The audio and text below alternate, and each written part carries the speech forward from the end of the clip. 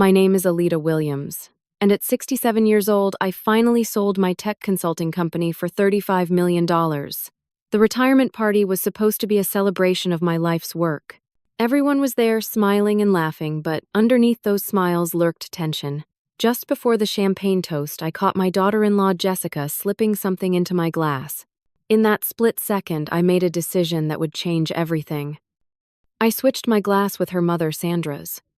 Within minutes, Sandra began slurring her words and collapsed. I wish I'd seen the signs sooner. Let me know where you're watching from, and subscribe to hear how I uncovered a betrayal that nearly destroyed my family. I grew up in a small town in Montana, where most girls were expected to marry young and raise families. My parents owned a hardware store, and while they never discouraged my ambitions, they never quite understood them either. But I had dreams bigger than our little town could hold. After college, I moved to Seattle in 1982, with nothing but 2 suitcases and an old IBM computer. Back then, most businesses were just beginning to understand they needed technology consultants. I started small, working from my studio apartment, helping local businesses set up their first computer systems. Those early days were brutal. I worked 18-hour days, lived on ramen noodles, and faced constant rejection from potential clients who couldn't believe a young woman understood computers. That's when I met Frank. He came to me needing help with his accounting firm's new computer system. Unlike others, he never questioned my expertise. Instead, he valued it. 3 months later, we were dating. 6 months after that, we were married. Frank was my rock. He believed in me when nobody else did. When I wanted to expand the business, he mortgaged our small house to help fund it. When I needed to travel for work, he managed things at home. We were partners in every sense of the word. By 1990, my company Tech Solutions had 30 employees. By 2000, we had offices in 3 states and over 200 employees. Frank eventually left his accounting firm to handle the financial side of my growing business. We were unstoppable together. Our son Michael came along in 1985. He was our miracle baby after years of trying.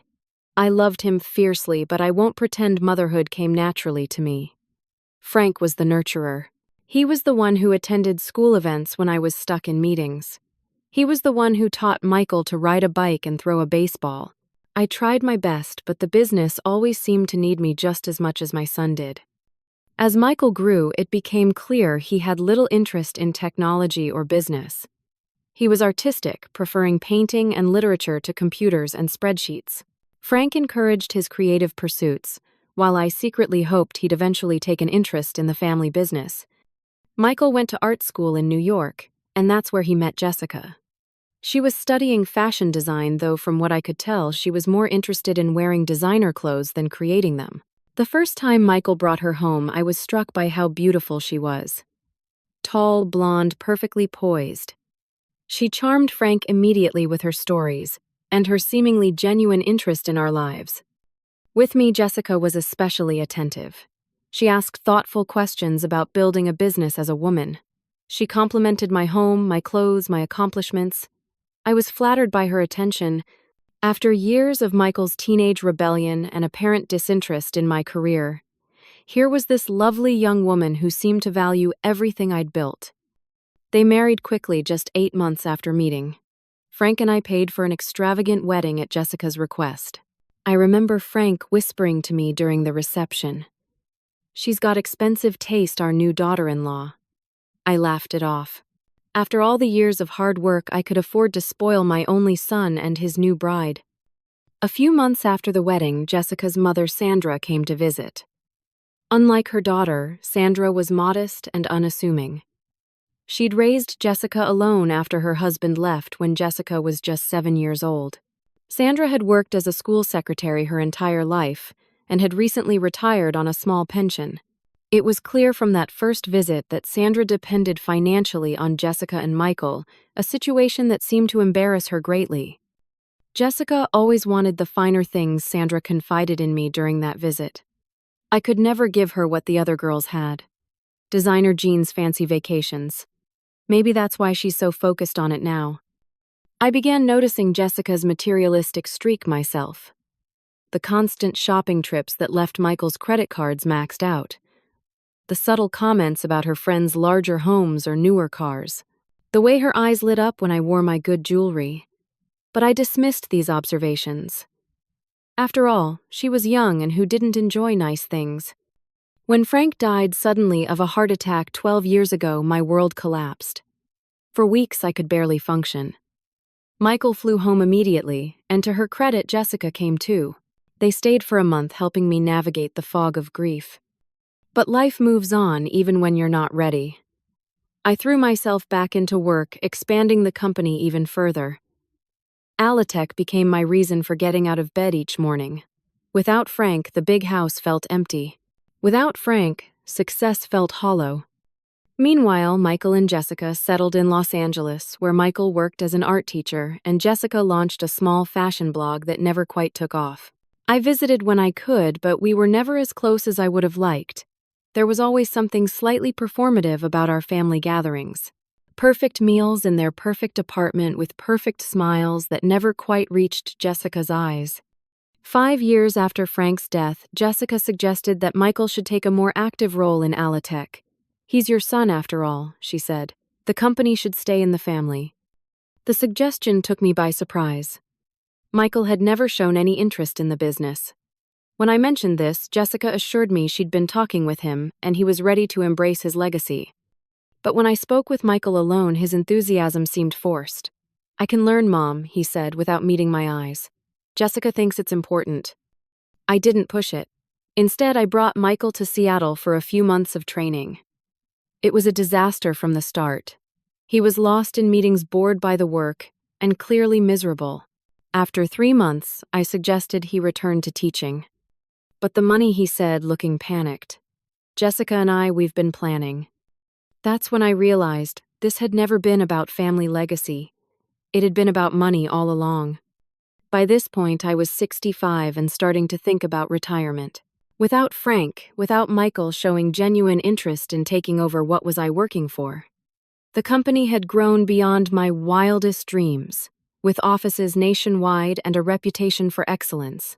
Several larger firms had approached me with acquisition offers over the years. After much thought, I decided to sell. The timing was right, the market was strong, and I was tired.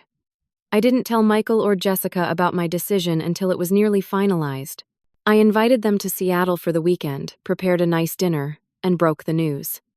"I've decided to sell Alitech," I said. "The deal should close next month." Michael looked surprised, but not upset. Jessica, however, couldn't hide her shock. "But what about Michael? What about the family business?" "Michael has his own career," I said gently. "He's a wonderful teacher, but he's not a businessman." "How much?" Jessica asked, bluntly ignoring my comment about Michael's teaching. "How much are they paying?" $35 million, I answered. Jessica's face transformed instantly, her shock replaced by a calculating smile. "That's wonderful news, Aletta. You deserve it after all your hard work." That night, I overheard them arguing in the guest room. Jessica's voice was sharp, insistent. Michael's was pleading, apologetic. I couldn't make out the words, but the tone told me everything I needed to know. Something had shifted, and not for the better. The sale of Alitech was finalized in March. After taxes and setting aside money for my retirement, I was left with about $20 million. It was more money than I could spend in my lifetime, especially since my tastes remained relatively modest, despite my success. At the closing dinner with the new owners, I announced my plans to donate $10 million to various charities supporting women in technology. The executives applauded my generosity. Michael, who attended with Jessica, clapped politely while his wife's smile froze on her face. Later that night, Jessica cornered me in the ladies' room. $10 million to charity, that's very generous, Aletta. "It's important to give back," I replied, reapplying my lipstick. Of course, Jessica said, her voice honeyed but her eyes cold. "But what about family? Surely Michael deserves some recognition for being your only child." "Michael will be well taken care of," I assured her. "I've updated my will. He'll inherit everything when I'm gone, and I've set up a trust fund that will provide for both of you in the meantime." "A trust fund," Jessica's voice rose slightly. Like an allowance, we're not children, Alita. It's standard estate planning, I explained. Frank would have wanted me to be prudent. Jessica's expression darkened at the mention of Frank. She'd always been less comfortable around him, perhaps because he saw through her charm more easily than I did. Just remember who'll be taking care of you when you're old and gray, she said, attempting a joking tone that didn't match her eyes. The comment stung more than she knew.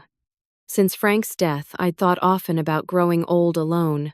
My parents were long gone, I had no siblings, and Michael lived across the country.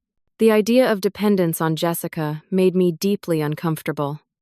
After the sale was complete, I bought a smaller home in a nice retirement community outside Seattle. My new neighbors were mostly fellow retirees, many of them former business owners and executives. For the first time in decades, I had time to develop friendships, take up hobbies, and relax. Michael and Jessica visited a month after I moved in. Jessica immediately criticized the modest size of my new home. "You could have bought a mansion with your money," she remarked, running her finger along the kitchen counter as if checking for dust. "This is perfect for me," I replied. "Easy to maintain, great community." "Speaking of your money," Jessica said casually, "Michael and I have been thinking of buying a vacation home in Aspen. Nothing extravagant, just a little place for winter getaways. We were hoping you might help with the down payment." Before I could respond, Michael interjected, looking embarrassed. "We don't need to discuss this now, Jess." But the request had been made, and it was the first of many.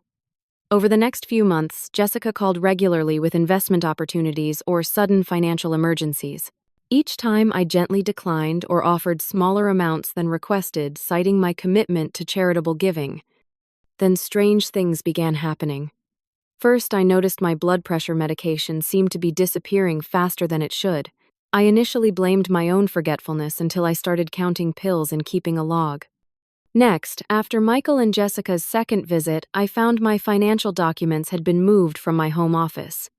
Nothing appeared to be missing, but papers that had been neatly filed were now slightly disorganized. The most frightening incident occurred 3 months after selling the company. I was driving home from dinner with friends when my brakes failed as I approached a busy intersection. I managed to use the emergency brake and avoid a serious accident, but the mechanic later told me the brake line had been cleanly cut. "This wasn't an accident, ma'am," he said gravely. "Someone did this deliberately." I didn't want to believe Jessica could be responsible for these incidents. It seemed too extreme, too criminal. But suspicion grew in my mind like a cancer. Around this time, Sandra came to visit me. Jessica was clearly unhappy about her mother's solo trip to see me, but Sandra insisted. "I'm worried about Jessica," Sandra confided as we sat on my patio drinking tea. "She's always been impulsive with money, but lately it's gotten worse." Sandra went on to reveal that Jessica had a gambling problem that had started in college. She'd managed to hide it from Michael for years, but her debts were mounting. "She calls me asking for money I don't have," Sandra said, her eyes filling with tears. "Last month, she took my credit card while visiting and maxed it out at $30,000. I'm on a fixed income, Alita. I can't afford that." I was stunned. "Does Michael know?" Sandra shook her head. "Jessica controls their finances. Michael just does what she tells him. He's a good boy, but he's always been easily influenced." I insisted on paying off Sandra's credit card debt despite her protests. We spent the rest of her visit getting to know each other better. Despite being Jessica's mother, Sandra was nothing like her daughter. She was kind, unassuming, and genuinely grateful for my friendship. After the brake line incident, I had security cameras installed throughout my home. I didn't tell Michael or Jessica about them. A week later, they visited again, supposedly to celebrate Michael's birthday. That night, reviewing the security footage, I saw Jessica entering my home office while I was napping, and Michael was out picking up dinner. She went straight to my filing cabinet, expertly picked the lock with what looked like a hairpin, and photographed documents with her phone. The next morning, I confronted her privately. "I know you were in my office yesterday, Jessica. I have cameras installed." Her face paled momentarily before she recovered. "I was looking for a pen to write a thank you note. I didn't realize your office was off limits." The locked filing cabinet was also off limits. I said coldly. Whatever you're planning, it won't work. Jessica's mask slipped then, just for a moment. The calculating look in her eyes was replaced by something harder, something almost hateful. Then the charming smile returned. You're getting paranoid in your old age, Aletta. It's sad to see. After that visit, I updated my will again, this time with additional protections. I created a new trust with strict conditions that would make it nearly impossible for Jessica to access the bulk of the money even after my death. I also set up a separate trust for Sandra, ensuring she would be financially secure regardless of Jessica's actions. Despite the growing tension, I decided to proceed with my retirement party as planned.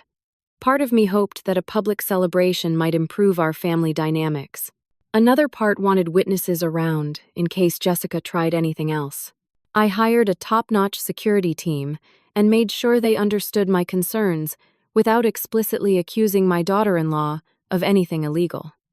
Keep an eye on the blonde in the designer dress, I told the head of security discreetly, especially around food and drinks. The party was scheduled for August, 5 months after the sale. Despite my growing apprehension, I was determined to celebrate this milestone in my life. I'd worked hard for decades. I deserved a proper send-off. Planning my retirement party should have been joyful. Instead, it became another battlefield in the increasingly tense war with Jessica. To my surprise, she volunteered to help with the arrangements. Let me take this burden off your shoulders, Aleda, she said during a phone call in June. I have great contacts in the event planning world from my fashion blog days. I was suspicious of her sudden generosity, but decided it might be better to keep her close where I could monitor her activities. That's thoughtful of you, Jessica. But I've already hired a professional planner. Perhaps you could work with her on some of the details. Jessica's displeasure was evident even over the phone. I see. Well, I'm happy to coordinate with her. Send me her contact information. I provided Jessica with limited input opportunities, mainly concerning aesthetic elements like floral arrangements and table settings. The venue, guest list, menu, and security remained firmly under my control. The party would be held at the Lakeside Country Club, an exclusive venue overlooking Lake Washington. I'd been a member there for 20 years, and their event staff knew me well. The guest list included 200 people, former colleagues, business associates, friends from the community, and family. I made sure to invite several friends who were retired police officers and one who was a former FBI agent. I trusted them, and their presence made me feel safer. Meanwhile, Michael was becoming increasingly distant. Our phone conversations were brief and strained. When I asked if everything was all right, he would respond with vague assurances that he was just busy with work. In July, a month before the party, Michael and Jessica came for another visit. Michael seemed nervous, jumping at small noises and drinking more than usual. Jessica, by contrast, was eerily calm and attentive. On their second evening, I overheard Jessica arguing on the phone in the guest room. I need more time, she hissed. The money is coming, I swear. Just wait until after the party. When she emerged later, her composed facade had returned, but I noticed her hands trembling slightly as she poured herself a glass of wine. That night, I called Sandra. Has Jessica asked you for money recently? I inquired after some small talk. Sandra sighed heavily. She's desperate, Aletta. She called me last week asking for $50,000. When I told her I didn't have it, she screamed at me that I was useless. Her voice broke. I later found out she's borrowed money from some dangerous people, loan sharks. She promised to pay them back after your retirement party. A chill ran down my spine. Sandra, I think you should come to the party. I'll send you a plane ticket. Oh, I couldn't impose, she protested weakly. I insist. I want you there. What I didn't say was that I feared for both our safety. As the party approached, I took additional precautions. I informed the country club's security about my concerns, without specifically naming Jessica. I requested that all servers be regular employees, not temporary staff who might be bribed. I arranged for the champagne toast to be prepared in a visible area and asked that the bottles be opened just before serving. 2 days before the party, while Michael and Jessica were staying at a hotel in Seattle, I drove to the country club for a final walkthrough with my event planner. In the parking lot, I spotted Jessica deep in conversation with a man I didn't recognize. He was tall with a shaved head and a threatening demeanor that seemed out of place at the upscale club. I parked some distance away and watched as the man handed Jessica a small package. She slipped it into her purse, then passed him what looked like an envelope. The exchange was quick, professional, and clearly not their first. When Jessica noticed me approaching, she quickly bid the man goodbye. He walked swiftly to a car with rental plates and drove away. "Aletta." "What a surprise," Jessica called out, her voice overly bright. "I was just chatting with one of the club staff about the party setup." "Funny he wasn't wearing a staff uniform," I remarked. Jessica's smile didn't waver. "Oh, he was off duty. Just happened to be here." I let the obvious lie pass unchallenged. "I'm looking forward to tomorrow's rehearsal dinner and Saturday's party. It means a lot that everyone will be there to celebrate with me." "We wouldn't miss it for the world," Jessica replied, linking her arm through mine as we walked toward the club entrance. The gesture might have seemed affectionate to an observer, but I felt it as what it was, a predator keeping its prey close. That night in my hotel room, I debated canceling the entire event. Whatever Jessica was planning, it clearly centered around the party. The simplest solution would be to call it off. But another part of me, the businesswoman who had faced down countless challenges over the decades, refused to be intimidated. I hadn't built a multi-million-dollar company by backing down from fights. If Jessica wanted a confrontation, she would get one, but on my terms. I called my lawyer and updated my will yet again this time, adding a video statement detailing my suspicions about Jessica. I sent copies of the security footage showing her snooping to a secure email account my lawyer could access. I made sure Sandra had arrived safely at her hotel and warned her to be vigilant. Then I called Michael. "Mom, it's late," he answered, sounding tired. "I need to ask you something important, and I need an honest answer." I said firmly, "Is Jessica in some kind of trouble? Something involving money or debts?"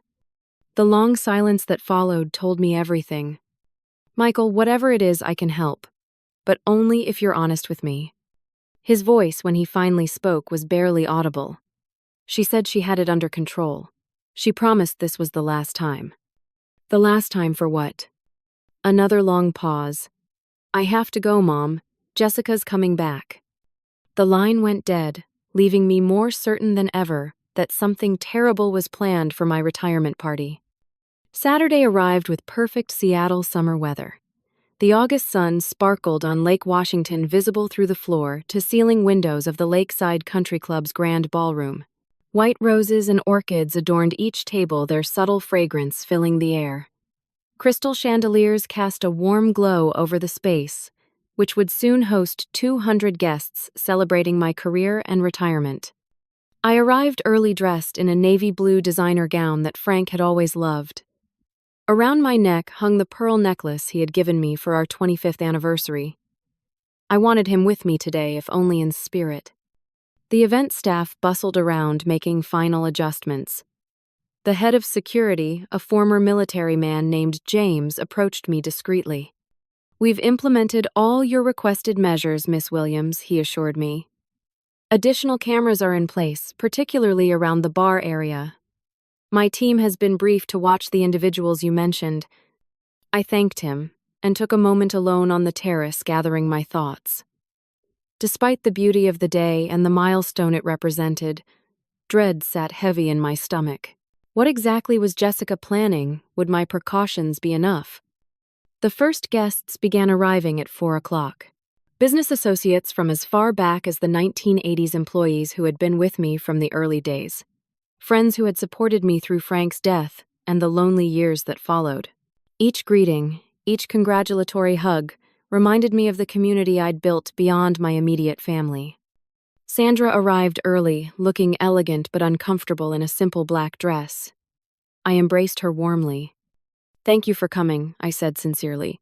"It means a lot to me." "Wild horses couldn't keep me away," she replied with a small smile. "Besides, I think you and I need to stick together these days." I introduced Sandra to several of my friends, including Carol, the retired FBI agent. The two women hit it off immediately, and I felt a small weight lift seeing Sandra engaged in animated conversation rather than sitting alone. Michael and Jessica arrived fashionably late. She was stunning in a red gown that probably cost more than what most people made in a month. Michael looked handsome but tense in his tailored suit, his eyes darting around the room as if searching for escape routes. Jessica made a beeline for me, embracing me with theatrical affection. "Aleda, the party is absolutely perfect. You look amazing." "Thank you, Jessica. I'm glad you approve of the arrangements." "Everything is just as we discussed," she said, emphasizing the "we" slightly. "I made sure the champagne toast will be extra special." Something in her tone sent a warning shiver through me. I caught James's eye across the room and gave him an imperceptible nod. He immediately stationed one of his security team members near the bar. The next hour passed in a blur of conversations, congratulatory speeches, and reminiscences. My former business partner, Thomas, gave a moving tribute to our years building Altec together. Several longtime employees shared stories that brought both laughter and tears. Through it all, I kept one eye on Jessica, who was circulating through the crowd with practiced charm. I noticed she disappeared frequently, each absence lasting just a few minutes.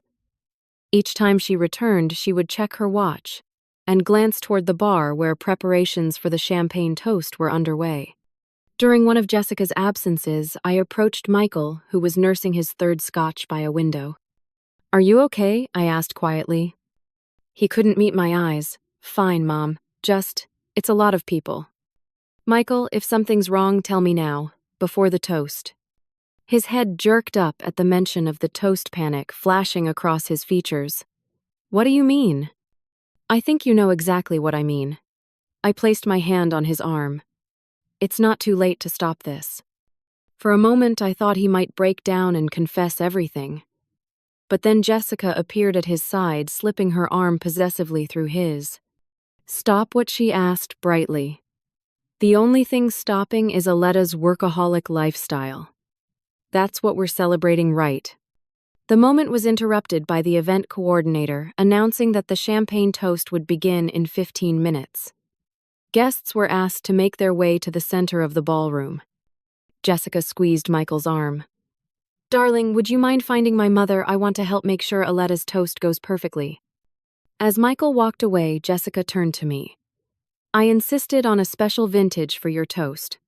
Only the best for my mother-in-law." She guided me toward the bar where staff were arranging champagne flutes on silver trays. I noticed the man I'd seen Jessica with in the parking lot, standing by a service entrance, dressed now as a waiter. Our eyes met briefly before he looked away. "I need to freshen up before the toast," I said, extracting myself from Jessica's grip. "Excuse me for a moment." Instead of heading to the restroom, I circled around to where I could observe the champagne preparation without being seen. Sure enough, Jessica approached the bar and engaged the bartender in conversation, effectively distracting him. Meanwhile, the fake waiter moved to where the champagne flutes were arranged. I watched in horrified fascination as Jessica casually pointed out a specific glass to the man. When the bartender turned away to answer another staff member's question, Jessica quickly removed something from her clutch. With practiced efficiency, she tipped a clear liquid from a small vial into the designated champagne flute. The entire exchange took less than 5 seconds. Had I not been watching for it specifically, I would have missed it entirely. My mind raced. I had anticipated something like this, but seeing it happen was still shocking. Whatever Jessica had put in that glass, it was clearly meant for me. The question now was what to do about it. I could confront her immediately, but without proof, beyond my word against hers, it would create a scene without resolution. I could alert security, but again, the substance had already dissolved in the champagne, leaving no visible evidence. As I deliberated, I saw Jessica directing a server to place name cards by each glass on the main toast tray. She was leaving nothing to chance. The solution came to me suddenly. Simple, yet potentially effective. I would need to time it perfectly. I returned to the party smiling and greeting guests as if nothing were wrong. When the coordinator announced that everyone should gather for the toast, I made my way to the front of the room where a small stage had been set up. Jessica appeared at my side, practically vibrating with nervous energy. "I've made sure your glass is right in the center," she said.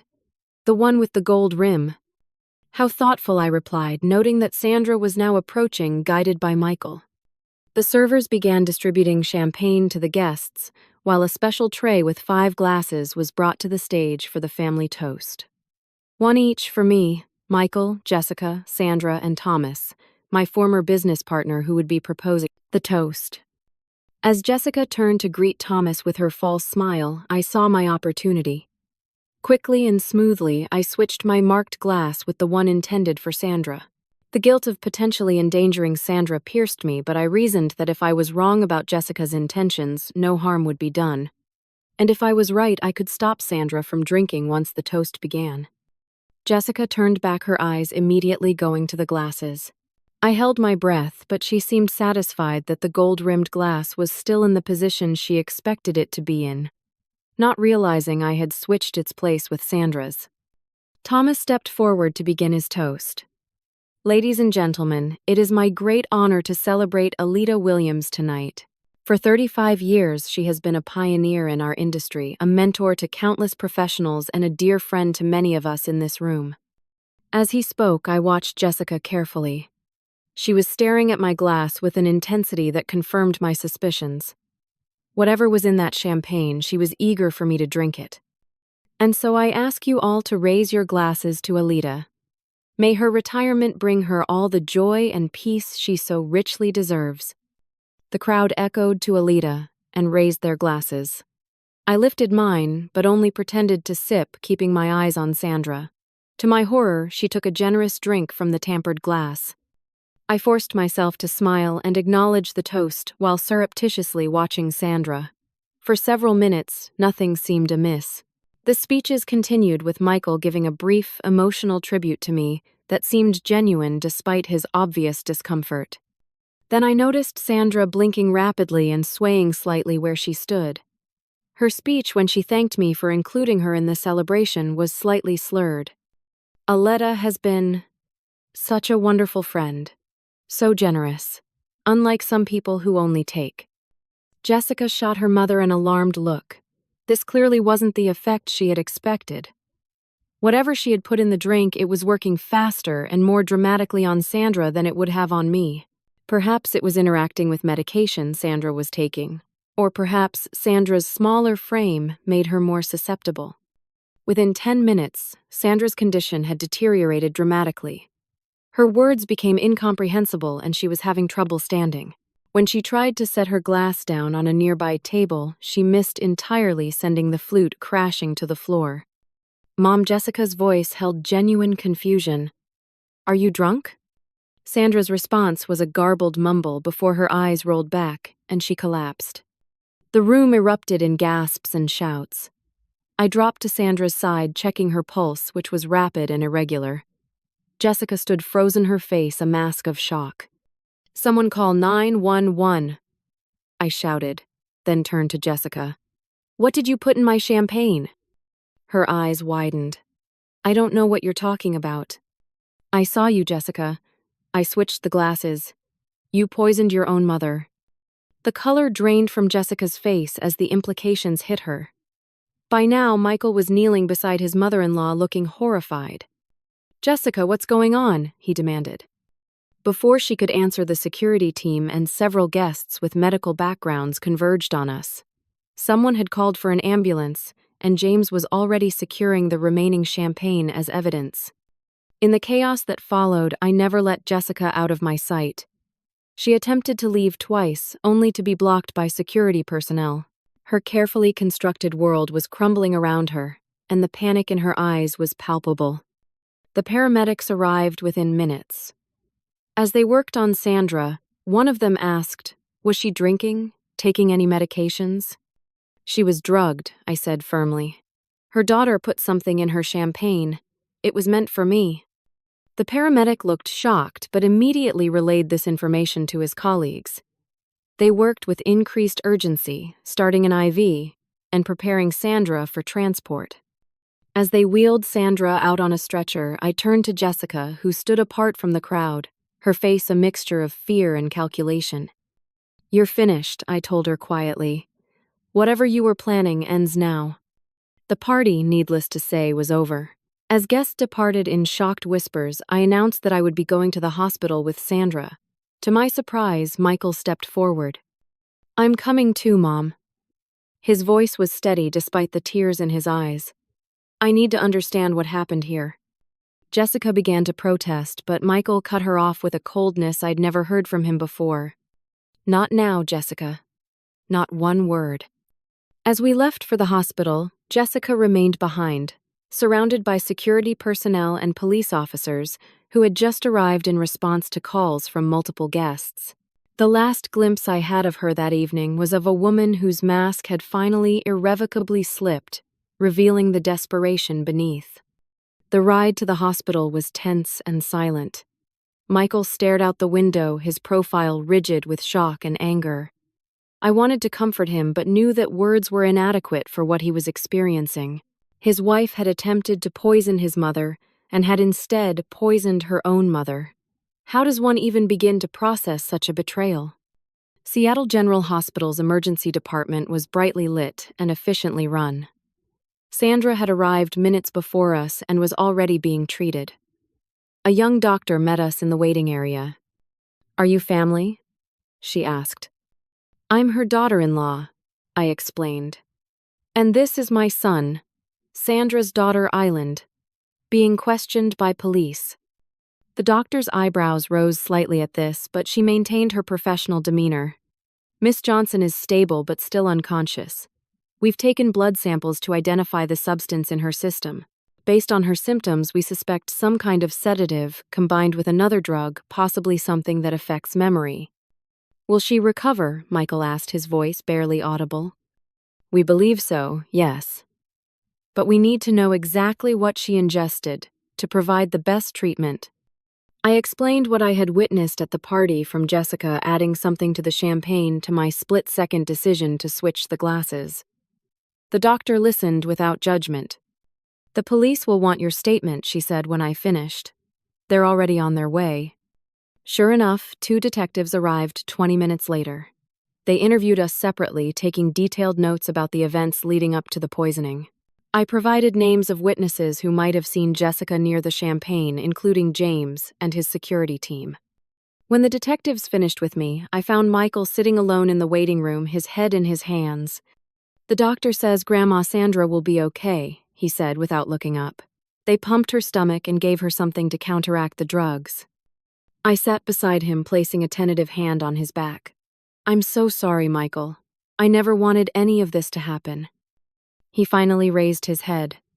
The anguish in his eyes made him look like the little boy I remembered, the one who had come to me with skinned knees and broken toys for me to fix.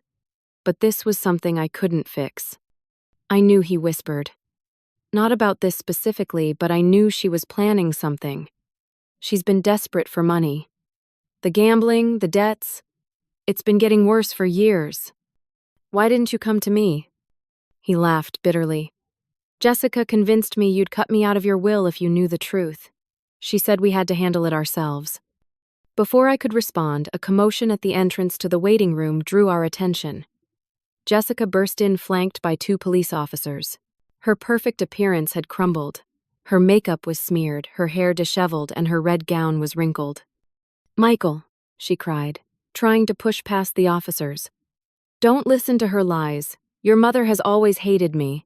She's trying to turn you against me." The raw desperation in her voice was painful to hear. Despite everything, I felt a flicker of pity for her. Whatever demons drove, Jessica had now brought her to this point of public disgrace. Michael stood slowly. "They found the vial in your purse, Jessica. And the man you hired has already confessed to supplying you with the drugs." Jessica's face crumpled. "It wasn't supposed to be like this. Mom was never supposed to drink it. It was just to make Aletta sign some papers. To make her forget what happened for a few hours." "Papers for what?" I asked, though I already suspected the answer. "To transfer funds," one of the detectives supplied. Miss Thompson had prepared documents transferring $5 million to an offshore account. "With your signature." The amount shocked me. Not just a theft, but one that would have significantly impacted my retirement and charitable plans. And all while I was drugged into compliance, unable to remember what had happened. How could you? Michael's voice broke on the question. Jessica's response was a torrent of justifications and accusations. The loan sharks who were threatening her. The gambling addiction she couldn't control. How I had flaunted my wealth while keeping it from them. How Michael had failed to secure his rightful inheritance by being too weak to demand it. With each word, she revealed more of the resentment and entitlement that had been simmering beneath her charming facade. The officers eventually led her away, still spewing venom. "We'll need formal statements from both of you tomorrow," one detective told us. "For now, try to get some rest." Rest seemed impossible as we settled in to wait for updates on Sandra's condition. Around midnight, the doctor returned with cautiously good news. "She's regaining consciousness, and the blood tests confirm our suspicions." It was a combination of Rohypnol and another sedative. In someone her age and size, it could have been fatal if she'd consumed the entire glass. "You may have saved her life by getting her here so quickly." The irony was bitter. By switching the glasses, I had endangered Sandra rather than protecting her. Yet that same action had exposed Jessica's plot and potentially saved both Sandra and myself from worse harm. We were allowed to see Sandra briefly. She was pale against the hospital sheets, an IV in her arm and monitors tracking her vital signs. Her eyes fluttered open when I took her hand. "Aleida," her voice was raspy. "What happened?" "There was an incident at the party," I said gently. "You're in the hospital, but you're going to be fine." Her gaze moved to Michael, then back to me. "Jessica," she asked, somehow knowing her daughter was involved. "She's with the police," Michael answered, his voice tight with emotion. She did something terrible, Grandma Sandra." A tear slipped down Sandra's cheek. "I was afraid of this. She's been spiraling for so long." We stayed until Sandra drifted back to sleep, the medication pulling her under again. In the corridor outside her room, Michael turned to me. "I can't go home," he said simply. "Not to our apartment. Not knowing what she was planning to do to you." "You'll stay with me," I assured him. "For as long as you need." The days that followed were a blur of police statements, legal consultations, and hospital visits. Jessica was charged with attempted assault, fraud, and conspiracy. The evidence against her was overwhelming. The vial found in her purse, the testimony of the man who supplied the drugs, the forged documents discovered in her hotel room, and multiple witness statements from the party. Sandra improved rapidly and was released after 3 days. She came to stay in my guest room, neither of us mentioning the painful irony that her recovery was happening in the home her daughter had coveted enough to commit a crime. Michael filed for divorce almost immediately. The proceedings revealed the extent of Jessica's deception. She had accumulated over $2 million in gambling debts, had taken out loans in Michael's name without his knowledge, and had been planning the drugging scheme for months. Most painful for Michael was discovering that Jessica had been systematically isolating him from both his mother and his friends, creating a dependency that made him less likely to question her actions. Classic manipulation techniques that he, in his trusting nature, had never recognized. 1 week after the party, we all sat in my living room, Sandra, Michael, and I, 3 people bound together by Jessica's betrayal. The weight of what had happened hung heavy in the air. "I keep thinking I should have seen it coming," Sandra said, breaking the silence. "She was always drawn to money, even as a little girl. Always wanting what others had." "We all missed the signs," I replied. "I saw her materialism but dismissed it as youthful. I saw her interest in my company as family pride rather than greed." Michael hadn't spoken much since the night of the party. Now he looked up, his eyes hollow with grief. "I loved her. Despite everything, I really loved her." "What does that say about me?" "It says you have a good heart," I told him, reaching for his hand. "That's nothing to be ashamed of." As darkness fell outside, the 3 of us remained together, sharing stories and tears. There was a strange comfort in our shared pain. A beginning of understanding that would eventually lead to healing. But that night, with Jessica in jail, awaiting trial, and our family forever changed, healing seemed like a distant promise rather than an immediate reality. The legal proceedings against Jessica moved quickly. The evidence was substantial, and the prosecution was confident in their case. 3 weeks after the retirement party, we received notice that Jessica wanted to meet with us before accepting a plea deal. "You don't have to go," my lawyer advised. "She has no leverage here." But something in me needed closure, needed to understand why Jessica had been willing to go to such extremes. Sandra felt the same way, though Michael was more reluctant. "What could she possibly say that would make any difference now?" he asked bitterly. Nevertheless, all three of us found ourselves in a sterile meeting room at the detention center waiting for Jessica to appear. When she was brought in, I barely recognized her. Gone were the designer clothes and perfect makeup. Her blonde hair hung limply around a face that had aged years and weeks. She wore a standard-issue jumpsuit and kept her eyes downcast as she took her seat across from us. Her lawyer, a stern-looking woman in her 50s, spoke first. "My client has agreed to plead guilty to reduce charges in exchange for her full cooperation. Before that happens, she wanted to speak with you directly." Jessica finally looked up. The calculation that had always lurked behind her charm was gone, replaced by a dull resignation. "I never meant for anyone to get hurt," she began. "Especially not you, Mom." Sandra's hand trembled in mine, but her voice was steady. "What did you mean to happen then?" Jessica sighed deeply. "I just needed money. A lot of money quickly. The plan was simple. Put the drugs in Aletta's champagne, get her somewhere private during the confusion of the party, have her sign some transfer documents, and return her to the party.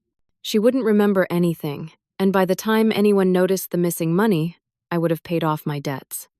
$5 million is a lot more than some money, I pointed out. And those drugs could have been dangerous, even fatal. "The guy assured me they were safe," Jessica insisted. "Just strong enough to make you compliant and forgetful. I wasn't trying to kill you." "Just rob me," I said flatly. Jessica had the grace to look ashamed. "You have to understand how desperate I was. These people I owe money to, they're not the kind who accept late payments. They threatened Michael. They threatened Mom." Michael, who had been silent until now, leaned forward. "Why didn't you just ask for help? Mom would have helped us if she'd known." With strings attached, Jessica snapped a flash of her old resentment breaking through. "A trust fund with conditions. Supervised spending. I needed freedom, not another controlling parent figure." The comment stung, but I recognized the truth in it. I had tried to control how Michael and Jessica received financial help, partly out of prudence and partly out of distrust. "The gambling," Sandra said softly. "When did it start?" Jessica's shoulders slumped. "College. Just small bets at first. Then online poker. Then sports betting. I'd win sometimes enough to keep me believing the big win was just around the corner. By the time I met Michael, I was already in deep." "You married him for money?" Michael's voice cracked on the question. Jessica looked at him directly for the first time. "No. I loved you, Michael. I still do, but I saw your family as financial security, too. I thought when Aletta retired, you'd take over the company. We'd have money and status. When she decided to sell instead, you panicked. I finished for her." She nodded. "The debts kept growing. I borrowed from worse and worse people. When you announced the 10 million charity donation, something in me snapped. All that money going to strangers when your own family needed it." "We were never in danger of being homeless or hungry," Michael said.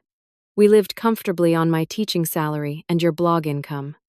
"Comfortably," Jessica laughed harshly. "We were barely middle class. I grew up with nothing, Michael. I promised myself I'd never live that way as an adult." Sandra made a small, pained sound. "I did my best as a single mother." "I know, Mom." Jessica's voice softened. "This isn't your fault. The gambling. It changes you. Makes you see everyone as either an obstacle or a resource." She turned to me. "You were the obstacle, Alita. The one person standing between me and financial freedom." The raw honesty was both disturbing and strangely relieving. For years, I'd sensed Jessica's resentment without understanding its depth. "What about the earlier incidents?" I asked. The missing medication, the brake line. Jessica's eyes widened in genuine shock. The brake line, I never touched your car. I'd never risk hurting you physically. But the medication, the snooping in my office. She looked down again. Yes, that was me. I was looking for financial documents, trying to figure out how much you had and how it was structured. The medication. I was testing how closely you monitored things. If you noticed pills missing, you'd notice money missing too. The conversation continued for another hour, each revelation more painful than the last. Jessica had manipulated Michael for years, isolating him from me and his friends. She had accumulated gambling debts exceeding $2 million. She had considered multiple schemes to access my money before settling on the drugging plan. The man at the country club, I said. Who was he? Just someone I met through gambling circles. He supplied the drugs and helped me plan. He turned on me immediately when arrested. As the meeting drew to a close, Jessica's lawyer explained the terms of the plea deal. Jessica would serve between 3 and 5 years, undergo mandatory addiction treatment, and be required to pay restitution. Before we left, Jessica had one final thing to say. I am sorry. Not just for getting caught, but for what I did. Especially to you, Mom. I never meant for you to be hurt. Sandra, who had been the most silent during the meeting, finally spoke. I believe you didn't mean to hurt me physically, Jessica, but you've been hurting me for years with your lies and manipulation. I hope you get the help you need in prison. With that, Sandra stood and walked out, her dignity intact despite everything. Michael followed after one last long look at the woman he had loved. I was the last to leave. For what it's worth, I told Jessica I wish things had been different between us. Me too, she whispered. Though I doubt you believe that. I do, actually, and surprisingly I did. Jessica wasn't evil, just broken in ways that had aligned with opportunity and desperation to create this tragedy. Outside the detention center, I found Michael and Sandra waiting by the car. Michael's eyes were red, but his posture was straighter than it had been in weeks. I filed the final divorce papers this morning, he said. My lawyer says it should be straightforward given the circumstances. Sandra squeezed his arm. You're doing the right thing, Michael. Jessica needs to focus on her recovery without dragging you down further. The three of us drove home in contemplative silence. The meeting had provided answers, but little comfort. Jessica's actions had irrevocably altered all our lives, creating bonds between the three of us that would never have existed otherwise. At home, Michael retreated to the guest room he'd been using while Sandra and I sat on the patio with cups of tea. What happens now? She asked, looking out over the small garden I'd planted since retiring. Now we heal, I replied simply, each in our own way. The fall leaves were beginning to turn their vibrant colors, a reminder that change, while sometimes painful, was also natural and necessary. Jessica's betrayal had shattered our illusions, but perhaps in that shattering, we had found something more authentic than what came before. 6 months after the retirement party that changed everything, I stood in my garden planting spring bulbs. The winter had been long and difficult, but there was promise in the warming soil beneath my fingers. New beginnings, quite literally, taking root. The legal matters had been resolved with surprising efficiency. Jessica accepted the plea deal and was serving her sentence at a minimum security facility that specialized in addiction treatment. Michael's divorce was finalized, the judge sympathetic to his situation and harsh in the financial settlement given Jessica's crimes. Most surprisingly, Sandra had moved into my guest house permanently. What began as a temporary arrangement during the aftermath had evolved into a genuine friendship and mutually supportive living situation. Her warmth and practical nature complemented my more analytical approach to life, and we found comfort in each other's company. The tulips should go along the southern edge, Sandra suggested, joining me in the garden with 2 cups of coffee. They'll get the best light there. I smiled, accepting the coffee gratefully. Frank would have loved seeing this garden take shape. He always complained that I worked too much to enjoy our yard. He was right, Sandra said with the gentle directness that had become her hallmark in our friendship. But you're making up for lost time now. Indeed, I was learning to live differently. The wealth that had become both a blessing and a curse remained, but my relationship with it had transformed. I had established the Williams Foundation with $5 million focused on supporting women entrepreneurs and addiction recovery programs. Michael sat on the board, showing a surprising aptitude for nonprofit management that neither of us had recognized before. The foundation gave us a shared purpose, a way to channel the pain of betrayal into something constructive. Michael had taken a leave of absence from teaching to help establish the foundation's educational initiatives. Working together healed wounds in our relationship that I hadn't even recognized existed. "Michael's coming for dinner tonight," Sandra reminded me. "He wants to discuss the new scholarship program." Michael had been staying in a small apartment near the foundation offices, needing space to process his grief over the marriage and betrayal. He visited several times a week, each visit more relaxed and genuine than the last. "I'll make that pasta dish he likes," I replied. "How are you feeling about tomorrow's visit?" Tomorrow would be Sandra's first time visiting Jessica in prison.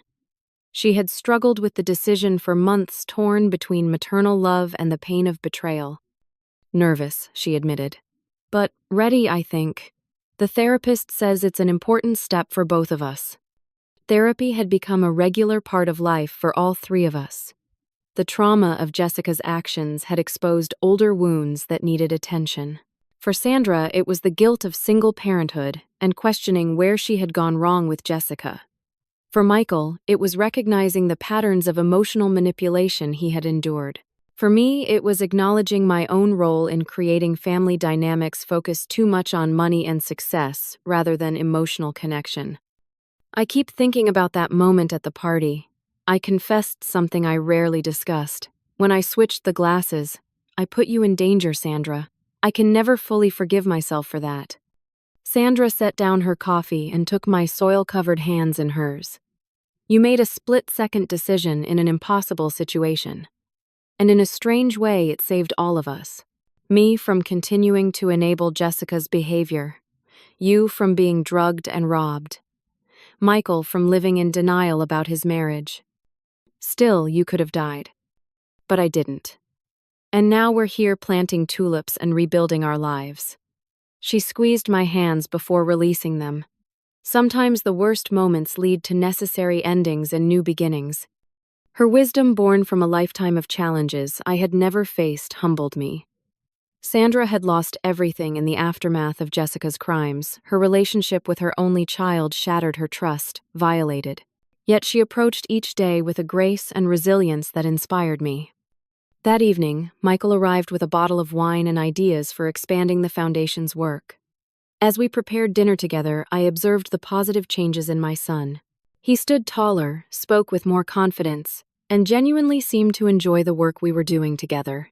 The passive young man who had allowed Jessica to direct his life was gone, replaced by someone more authentic and self-assured. Over dinner, we discussed the future rather than dwelling on the past. Michael had met someone new, a fellow teacher with a passion for community arts programs. Sandra was considering teaching a cooking class at the local community center. I was exploring painting, something I'd always wanted to try but never made time for during my career. "I visited Jessica yesterday," Michael said, suddenly setting down his fork. "I didn't tell you because I wasn't sure how it would go." Sandra and I exchanged surprised glances. Michael had been adamant about cutting all ties with his ex-wife. "She's different," he continued. "The therapy seems to be working. She's taking responsibility for her actions without the excuses or manipulation." "That's good to hear," I said cautiously. "I'm not getting back together with her," he clarified quickly. "That bridge is burned forever. But I needed to see her one last time to understand how we got here." "And do you," Sandra asked, "understand it now?" Michael considered the question. "Not entirely. But I'm starting to understand myself better. How I ignored red flags, how I enabled her behavior by always making excuses. I needed that closure to move forward." After dinner, we moved to the patio to enjoy the mild spring evening. The conversation flowed easily, touching on foundation, business, community events, and personal projects. There was laughter, something that had been scarce in the months following Jessica's arrest. As the night grew cooler, Sandra excused herself to prepare for her visit with Jessica the next day. Michael lingered, nursing a last glass of wine. "I never thanked you properly," he said once we were alone, "for saving me from a lifetime with someone who saw me as nothing but a path to money." "I wish it hadn't happened the way it did," I replied honestly. "I would have given almost anything to spare you that pain." "But not $5 million, he joked, then grew serious again. "I'm glad you didn't. Money was like a drug to Jessica. More would have only fed her addiction, not solved the underlying problems." His insight surprised me. "When did you get so wise?" "Therapy," he said with a small smile. "Lots and lots of therapy." We sat in comfortable silence for a while, watching the stars appear. "Mom," Michael said finally, "I think Dad would be proud of how you've handled all this. How you've turned something terrible into something good with the foundation." Tears pricked at my eyes. "I think he'd be proud of you too." After Michael left, I remained on the patio reflecting on the journey of the past 6 months. The betrayal had nearly destroyed us all, but in its aftermath we had found new strength, new connections, and new purpose. I had learned that wealth could be both a blessing and a curse. That family meant more than blood relations or legal ties. That trust once broken could be rebuilt but required vigilance and boundaries. That resilience often came from unexpected places like Sandra's quiet strength or Michael's newfound purpose. Most importantly, I had learned that it's never too late to create authentic connections based on mutual respect rather than obligation or advantage. At 67, I had found a chosen family more genuine than the one money had built. Tomorrow, Sandra would face her daughter across a prison visiting room table. Michael would continue healing from his failed marriage. And I would continue tending my garden, both the literal one with its promising tulip bulbs and the metaphorical one of relationships and purpose I was cultivating in retirement. The path forward wouldn't be easy, but it would be authentic. And in that authenticity lay a peace I had never expected to find in the aftermath of such betrayal. Have you ever experienced a betrayal that ultimately led to positive changes in your life? I'd love to hear your stories in the comments. Don't forget to like this video and subscribe to my channel for more real-life experiences and lessons learned the hard way. Thank you for listening to my story, and remember that sometimes our worst moments can lead to our best beginnings.